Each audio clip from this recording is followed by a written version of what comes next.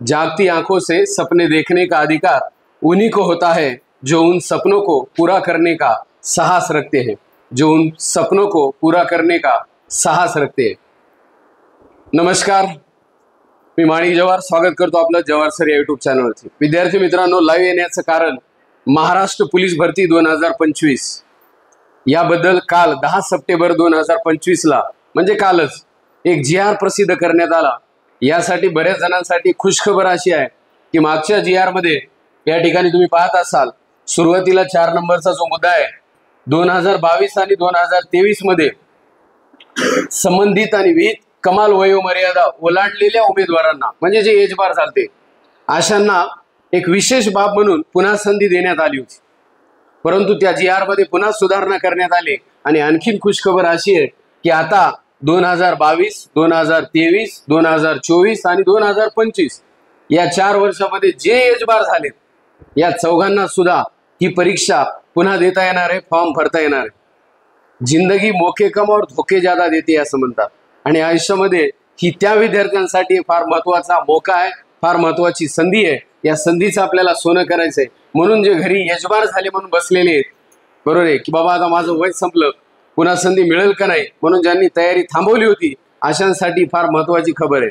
आणि बाकीच्यांसाठी सुद्धा ही महत्त्वाची खबर यासाठी आहे की जवळपास 15,631 पद भरतीसाठी, बरोबर आहे, गृह विभागाच्या आदेशानुसार कालचा GR आहे, बरोबर आहे का नाही, लवकरात लवकर भरती होणार आहे। तर आपल्या मनामध्ये बऱ्याचशा शंका आहेत, नेमकी भरती कधी होणार आहे, जाहिरात कधी येणार आहे, आचारसंहितेमुळे भरती पुढे लांबणार आहे का, या सर्व प्रश्नांची उत्तरं आपण या व्हिडिओमध्ये आज चर्चा करणार आहोत। त्यासाठी हा व्हिडिओ आपल्याला शेवटपर्यंत पाहायचा आहे। तर विद्यार्थी मित्रांनो, पहिला प्रश्न तुमच्या मनामध्ये जो आला, अगोदर खुशखबर ती सगळ्यात मेन आपण घेऊता की आपल्या विद्यार्थ्यांना जे जुने होते त्यांना मिळालेली वयवाढ। कारण कोरोना काळामध्ये बऱ्याच जणांचं वय एजबार झाले होते, त्यांची इच्छा होती, मागच्या वेळेस त्यांनी फार मोठं आंदोलन यासाठी पुणे या ठिकाणी उभारलं होतं आणि त्या आंदोलनाला यश म्हणून शासनाने पुढच्या वर्षी एक शब्द दिला होता की या भरतीत तर नाही पण येणाऱ्या भरतीमध्ये नक्की तुम्हाला चान्स दिला जाईल। आणि याच शब्दाला जागल्याप्रमाणे गृह विभाग, बरोबर आहे का नाही, आदरणीय फडणवीस साहेब शब्दाला जागले आणि त्यांनी 2022 पासून 2025 पर्यंत ज्या विद्यार्थ्यांचं एज समाप्त झालं आहे, जे आता ही परीक्षा नियमानं देऊ शकत नव्हते अशांसाठी एक सुवर्ण संधी म्हणून तुम्हाला ही परीक्षा देता येणार आहे। म्हणून बघता काय, तयारीला लागा, हा शब्द इथं लक्षात ठेवा। दुसरा मुद्दा, बरेच जणांची तयारी करत असताना मनात आहे की सर लय जण म्हणालेत बरोबर जाहिरात येणार, नेमकी कधी येणार। तर GR वर GR निघालेत, शासनाने जो शब्द दिला होता मागच्या भरतीच्या वेळेसच की आम्ही ऑक्टोबरमध्ये जाहिरात प्रसिद्ध करणार, त्याच दिशेने त्यांच्या हालचाली सध्या होताना दिसायल्यात। तर या GR नुसार जर आपण विचार केला तर सर्व पद भरण्यासाठी मान्यता या ठिकाणी देण्यात आलेली, बरोबर आहे। या ठिकाणी तुम्ही पाहू शकता महाराष्ट्र राज्य पोलीस दलातील पोलीस शिपाई तसेच कारागृह विभागातील कारागृह शिपाई संवर्गातील 1/1/2024 ते 31/12/2024 पर्यंत जी या कालावधीत पदे रिक्त झालेली आहेत अशा सर्व, बरोबर आहे, जवळपास 15,631 पद भरतीसाठी शासन निर्णयान्वये मान्यता देण्यात आलेली आहे। याचा अर्थ जवळपास 15,000 जागा, 15,500 आपण म्हणूता जागेंना मान्यता मिळालेली आहे।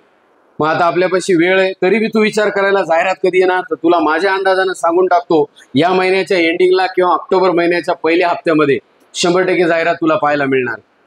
जाहिरात लांबण्याचे काही कारण आहे, आरक्षणाचा मुद्दा चालू आहे, जिल्हा परिषदेच्या निवडणुका आहेत, आचारसंहिता आधी लावा का नंतर, जर चुकून आचारसंहिता लागायच्या अगोदर जर जाहिरात निघली, आचारसंहिता लागायच्या अगोदर जर जाहिरात निघली तर 100% भरती प्रक्रिया, अर्ज बी मागवता येतात, तुमचं ग्राउंड बी घेता येते आणि भरती सुद्धा घेता येत असते, हे लक्षात राहू द्या। कारण जाहिरात अगोदर निघालेली, हां रिझल्टसाठी पुन्हा थोडासा वेळ लागेल पण भरती प्रक्रिया राबवण्यात काही अडथळा येणार नाही।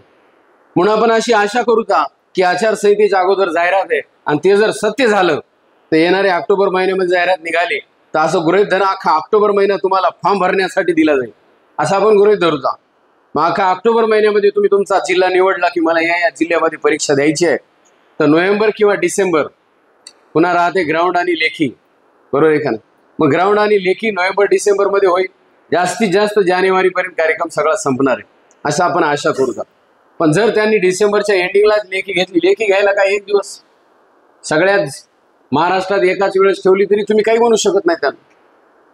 झालं होतं असं मागच्या वेळेस, बरोबर आहे का नाही? म्हणून तुम्हाला असं वाटतं लेखीला ग्राउंडला 1 महिना, लेखीला आणखीन 1 महिना, काही सांगता येत नाही. सरकारचे जे विषय ते सरकारवर सोडून देऊ, आपल्या हातात काय आहे ते आता आपण पाहू. तर पहिल्या प्रश्नाचं उत्तर जवळपास तुम्हाला मिळालं. जाहिरात कधी येणार? दुसरं, लांबणीवर पडेल का? तर अजिबात नाही. आचारसंहितेच्या अगोदर जर जाहिरात आली तर परीक्षा लांबणीवर पडणार नाही. आणि जर तुमच्या लक्षात आली असेल की वेळ आपल्याकडे कमी आहे, म्हणून आतापर्यंत पाठीमागं काय केलं हे महत्वाचं नाही. तर ज्यांना पोलीस भरतीची तयारी करायची आहे, ज्यांचं स्वप्न आहे, जे घरून निघताना ठरूनच आले होते की वर्दी घेतल्याशिवाय माघार नाही, अशा कार्यकर्त्यांसाठी सध्या सुवर्ण संधी आहे. कारण मी चाणक्याची एक मालिका पाहत होतो, चंद्रगुप्त मौर्य. तिथं त्यानं एक डायलॉग मारला होता, जिंदगी में अगर कुछ बड़ा फैसला कर ही लिया है, अगर एक बार फैसला कर ही लिया है तो आप पीछे मुड़कर मत देखो, क्योंकि पलट पलट कर देखने वाले कभी इतिहास नहीं बनाते. बरोबर आहे. आणि म्हणून आयुष्यामध्ये जर तुम्ही ठरवलंच असेल की यावेळेस भरती मारायची आहे, तर मागं काय झालं हे न सोचता आजपासून मी उरलेल्या 4 महिन्याचा सदुपयोग कसा करतो, कारण हा काळ महत्वाचा आहे. जसं शेतकरी जूनच्या सुरुवातीला मशागत करतो, मेहनत घेतो, त्यांचा तो काळ असतो, बरोबर आहे का नाही? तसा आपला काळ आहे बॉस मेहनत घेण्याचा. कारण या 4 महिन्यामध्ये, या 3 महिन्यामध्ये जितके दिवस येणार आहेत, जितके तास त्या वाट्याला येणार आहेत, त्याच्यात तू एकच त्रिसूत्री असली पाहिजे, ग्राउंड क्लास लॅब. म्हणजेच ग्राउंड क्लास आणि अभ्यास हे सोडून तो कायाकडेच लक्ष द्यायला नाही पाहिजे. ग्राउंड क्लास आणि अभ्यास, ग्राउंड क्लास आणि अभ्यास, बस या 3 गोष्टी जे कोणी फोकस करील 100% येणाऱ्या परीक्षेमध्ये त्याचं सिलेक्शन होऊ शकते. मागं काय केलं, तो मागं किती अभ्यास होता आणि ऐन टायमाला आता जर सोडून दिला तर मागं झटके खाल्लेले बखर विद्यार्थी आहेत, त्यांची तयारी जोरात होती. मागच्या वेळेस नशिबानं त्यांना हुलकावणी दिली होती, तयारी जोरात होती, फक्त जिल्हा निवड चुकली होती त्यांची, जिल्हा निवड, आणि म्हणून ते राहिले होते. असे सगळे 2022 ते 2025चे यजमान झालेले विद्यार्थी भैया आपल्या कॉम्पिटिशन मध्ये येत. यंदा जागा जरी 15,500 असले ना, तर कॉम्पिटिशन बी तेवढंच तगडा असणार आहे. मान्य, तू बी अभ्यास मी तुला कमी समजीन आणि तू बी स्वतःला कमी समजू नको जोपर्यंत परीक्षा कंप्लीट होत नाही. पण माहीत बी पाहिजे आपल्याला की जुने पोरं आपल्या कॉम्पिटिशनला आहे. म्हणून ज्याचं ग्राउंड 38 आहे त्यानं 40-45 करण्याचा प्रयत्न करा. ज्याची लेखी आकाराच आहे, बरोबर आहे, या काळात सदुपयोग करा. मोबाईल, इंस्टा, काय काय तुम्ही वापरता ते ॲप, फेसबुक सध्या काही काळासाठी दूर ठेवा, बरोबर आहे. मी एवढंच सांगेल. आणि असे मित्र जे तुम्हाला घेऊन सोबत ग्राउंड करू शकतात, जे तुला झोपल्यानंतर उठवतात, जे तुला अभ्यासाला प्रेरित करतात, अशांचा एक ग्रुप बनवा आणि तशा लोकांसोबत सध्या 3 महिन्याचा कालावधी काढा. कारण या 3 महिन्यानंतर आपलं आयुष्य बदलणार आहे बॉस, 100% बदलणार आहे, बरोबर आहे. म्हणून मी तुम्हाला आज लाईव्ह येण्याचं कारणच ते आहे. GR हे ते एक निमित्त आहे. या निमित्तानं फक्त तेच विद्यार्थी खुश होतील ज्यांना वयवाढ मिळाली. पण असं नाही, हे GR निघणं आणि मान्यता मिळणं म्हणजे आपल्यासाठी एक संकेत आहे की लवकरच भरती होणार आहे, बरोबर आहे, लवकरच होणार आहे. तू त्याचा ताण घेऊ नको, कधी होणार आहे, आचारसंहिता काय, आरक्षणाचा मुद्दा काय, सध्या तुझ्यासाठी त्या गोष्टी महत्वाच्या नाही. तुझ्यासाठी महत्वाचं आहे ज्या दिवशी सगळ्या गोष्टी पार करून ऍड निघल त्या दिवशी मी तयार आहे का, बरोबर आहे. म्हणून येणारं चॅलेंज आपल्याला स्वीकारावं लागेल, बरोबर आहे का नाही? कारण असं मी ऐकलं होतं, जो चीज आपको चॅलेंज करती है वही चीज आपको चेंज करती है. म्हणून आपलं आयुष्य बदलायचं असेल, बरोबर आहे का नाही, वयाची 25, 26, 26, 27, काही जणांना 28, बरोबर आहे का नाही. आणि एज बार कधी होत असते माहिती आहे माणूस, ओपनवाले कॅटेगरी 33, बरोबर आहे का नाही. ते 33 वर्ष ज्यानं ओलांडले अशी मुलं म्हणाले आणि असे लागलेले ना मागच्या वेळेस युट्यूबला बघा आपल्या, बरोबर आहे का नाही. मागच्या वेळेस लास्टच्या भरतीत लागलेला आमचा विद्यार्थी, बरोबर आहे का नाही. असं नाही की तुम्ही त्याला कमी समजू नका, बरोबर आहे. काही जण त्याच्यानं केव्हा ग्राउंड होणार आहे, अबे त्याचं लग्न झालं तर त्याला 2 मुलं आहेत, बरोबर आहे का नाही, तरी सुद्धा तो पळाला आणि त्यानं लागून दाखवलं, आलं लक्षात. म्हणून आपलेच भाऊ आहेत असं समजूया, त्यांच्यासाठी एक संधी मिळालेली आहे आणि आपण बी या संधीचं सोनं करावं. जे काय आता मी चॅलेंज बद्दल बोललो, हे चॅलेंज आपण स्वीकारावं आणि येणाऱ्या परीक्षेमध्ये आपला नंबर लागावा, याच हेतून मी लाईव्ह आलो होतो. बाकी आपले 4 विषय गणित, मराठी, बुद्धिमत्ता आणि GS फोकस करा. ज्याला गणित जमते त्याला बुद्धिमत्ता येते, मराठी आकाराच आहे, बरोबर आहे का नाही, सोप्या भाषेमध्ये मराठी, बरोबर आहे का.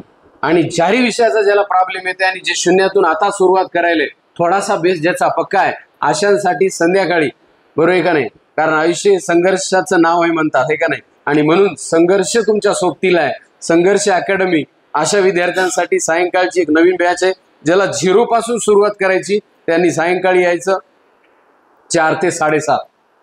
आणि ज्याला असं वाटते मला फास्ट ट्रॅक बॅच करायची, झालेलं आहे मग एकदा फक्त मला रिव्हिजन करायचंय, त्यांनी लवकरच येणाऱ्या 5 ते 10-15 दिवसामध्ये आपण मॉर्निंगला सकाळची बॅच सुरू करणार आहे 2 ठिकाणी, बरोबर आहे. आणि म्हणून फास्ट ट्रॅक बॅचवाल्यांनी बी संपर्क करा आणि ज्यांना डिटेल करायचे त्यांनी संपर्क करा.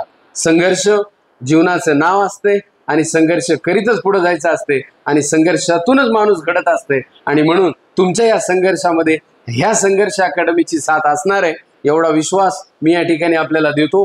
आणि आपण तयारी करसाल, आपलं स्वप्न पूर्ण करसाल, कारण आपल्या आईवडिलांचा आशीर्वाद आपल्या सोबत आहे, बरोबर आहे का नाही, गुरुजनांची साथ आहे आणि स्वतःवरचा आत्मविश्वास, या 3 गोष्टी जर तुमच्याकडे असतील तर जगात तुम्हाला कोणतीच गोष्ट येणाऱ्या भरतीत लागण्यापासून रोखू शकणार नाही. फक्त तुला तुझ्यावर विश्वास ठेवायचा. ठीक आहे, तर तयारी करा, वेळ फार कमी आहे. थांबू आपण या ठिकाणी. धन्यवाद.